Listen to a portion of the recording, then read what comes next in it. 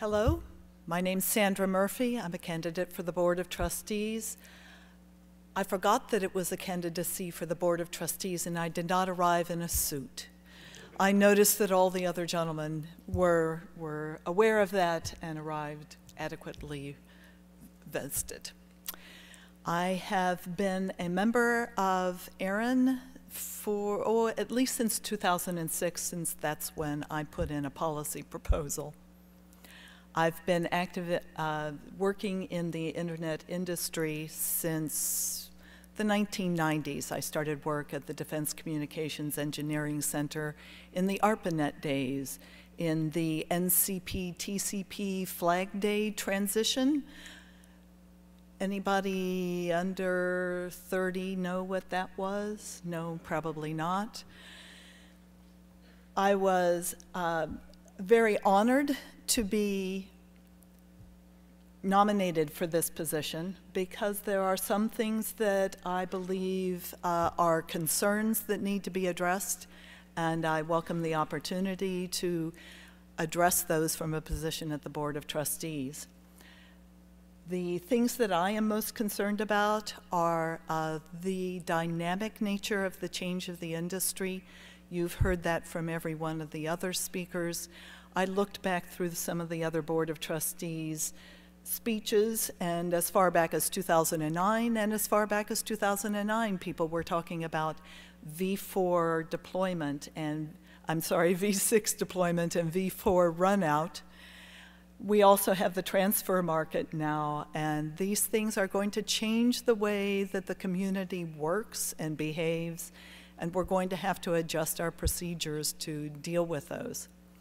I'm concerned about the role that ARIN plays in the operation, day-to-day, real-time operation and the internet. It's somewhat a culture to say that ARIN should not be involved in that, but with the reverse DNS, the IRR, the RPKI, ARIN is in a unique position that only they can play to support that part of the operation of the internet.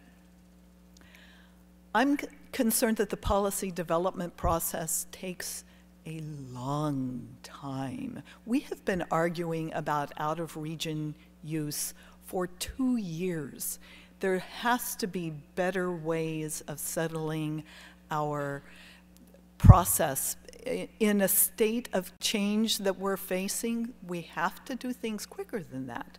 We may need more virtual meetings. We have on-the-road meetings, and I really champion those and the way that the staff has supported those, but those aren't decision meetings. I believe that the policy consultation and NANOG meetings is very important. That hasn't aided the speed of consensus and decision-making for the policy development process. I'm concerned about the legacy space. I specifically asked at the last meeting whether there could be an update on the amount of space in ARIN that's legacy space. I had expected that it would change. It had last been presented a couple of years prior.